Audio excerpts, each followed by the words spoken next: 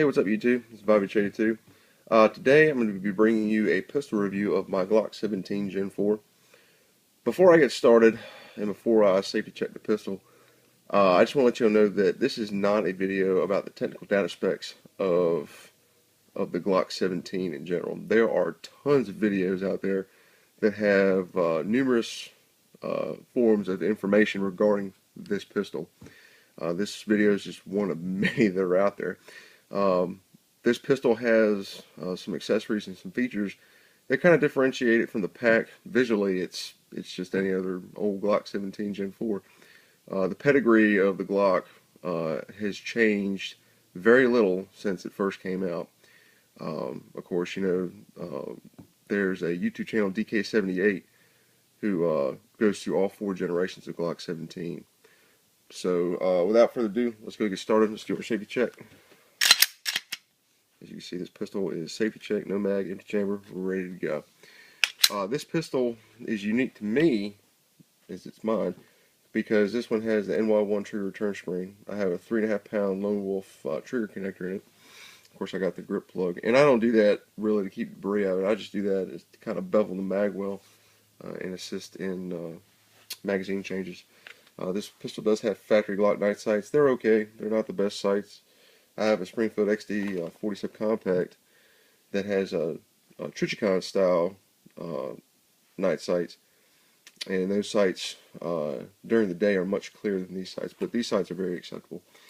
And also I have the brass stacker Rachis carry guide rod. This isn't the competition model, this is the carry model.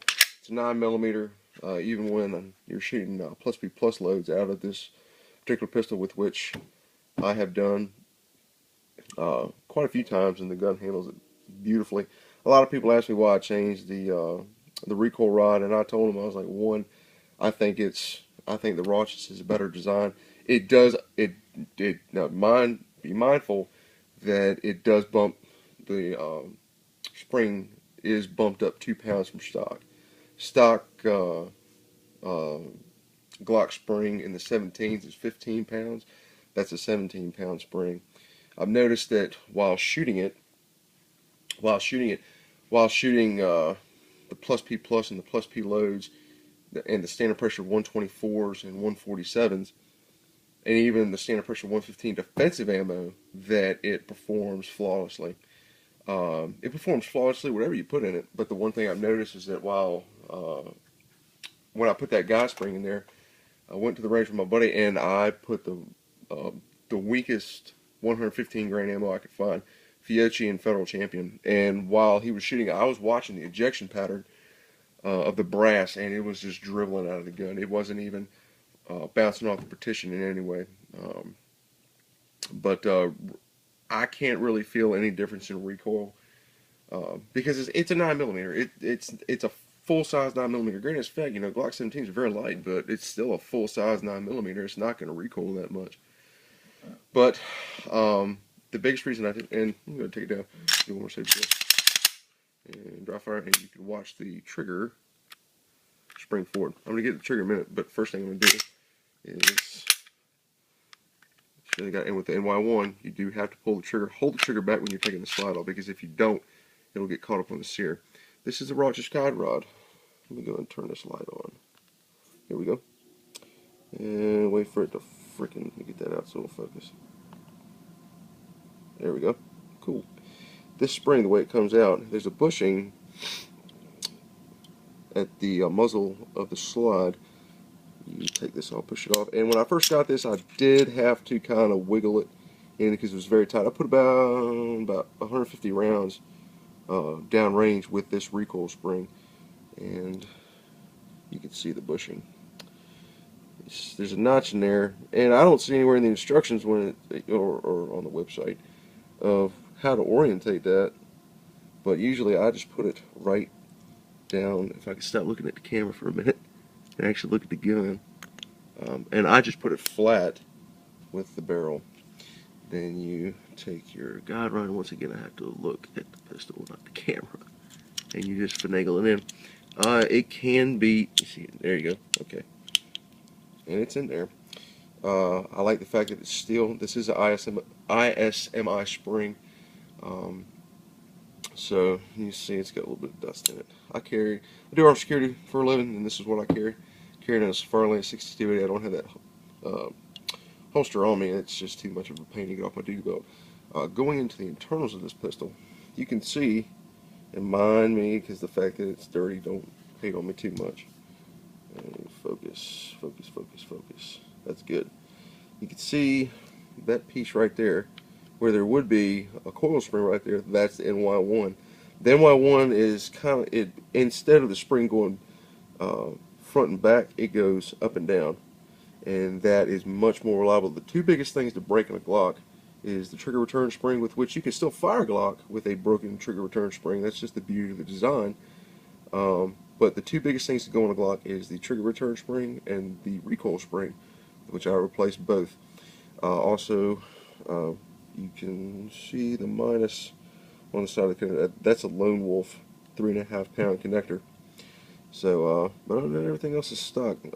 This is the Gen 4, so it does have that dimple. I've heard, because originally I was planning on putting a Gen 3 trigger bar in this gun, and I heard that there was reliability issues in regards to doing that conversion, so I did not do it. Basically, all I'm going to do in the future is just polish it. And I know why they put that dimple on there. They put it in there as to keep the trigger bar aligned with the striker safety. So, but you know, it is what it is. I mean, I haven't had any problems with this gun at all. It's a nice shooting pistol. The one thing I have noticed is that with this spring, shooting the heavier plus P plus loads, with which I've shot 147 grain plus P plus buffalo bore out of this gun. I've shot 127 grain Winchester plus P plus Ranger T. Well, it's SXT because it's older. What else have I shot? I've shot a 124 grain plus P plus Underwood loaded down with Spear Gold Dot out of this gun, and it handles it beautifully. I mean, it's a Glock. I mean, it's not perfect, but I love them. I have a Glock 27 Gen 4 that I carry every day that I'm going to do a review, but I have to clean it first because this one's dirty, and I'd be too ashamed to show it. So let's go and put this gun back together again, and I'll show you the trigger and its characteristics. Okay. Now, as you can see, I don't have any of the well, I don't know if they make an extended magazine release for the Gen 4s. Even if they did, I wouldn't get it. I don't believe in having extended controls. I don't have the extended slide release. I never had a problem with the 9mm. I had a Gen 317 years ago, and I had the extended slide stop on it, and I never had a problem with it. But I had a Gen 327 that I had an extended slide lock on it, and I crowd the crap out of my guns. I have a very, very high grip. I mean, you can see when the slide comes back. I mean, I get the love marks on the web of my hand every time I shoot it, but you know, it's okay. It doesn't bother me any. But the 27 I had the extended slide stop on it, and the one thing I found that even if I was gripping the crap out of it, when the gun would move in my hand, it's going to move. It's a subcompact 40. I mean, duh. That was shooting 155 grain bullets, and I would inadvertently, while recoiling, the slide would lock back. So I don't believe in having any form of extended controls. I don't even believe in having the extended takedown levers. Sorry, Such, I love your videos, but I don't like any of that crap. But anyway, let's talk about the trigger. Now, once again, we are safety check. The stock take-up on a Glock, the stock take-up poundage-wise, is 2.5 pounds. This one is about 5.5. The NY1 by itself with a stock connector, if you were to run a stock connector with NY1, trigger would be 8 pounds. I'm running a 3.5 pound connector, so that brings it down to about 7 pounds. The trigger is heavier. I'm not gonna lie, it is heavier. But then again, I don't mind a heavy trigger as long as it's crisp. If it's a crisp trigger, then I can dig it. The take up is about 5.5 pounds. I wish I had a damn trigger gauge, but I don't know where I put it. Turn this light off real fast. There we go. I don't need that light. But the take up's about 5.5 pounds. When it breaks, when it's at break, it breaks. It's a skosh heavier than a factory Glock. Where this setup shines, where the NY1 3.5 setup shines, is in reset. Is that when this thing resets, I mean, it's violent. I wish I could go get my 27, but I don't have it with me right now. It's in the safe, and I don't feel like getting out. And then it breaks. But reset with the NY1 3.5 is just straight up violent. I mean, there is no missing that. The one thing I pissed a buddy of mine, he's really into MPs, and I love MPs. Don't get me wrong, I completely dig Smith & Wesson MPs. I think they're a great design. But where the MPs fall short is the trigger, and I know why Smith & Wesson made their triggers like that was because they believed they did not want officers in the heat of a gunfight feeling out for reset. They wanted them going the full length of travel. They wanted them to assess after every shot. People can argue that, but you know that's my opinion. Your mileage may vary.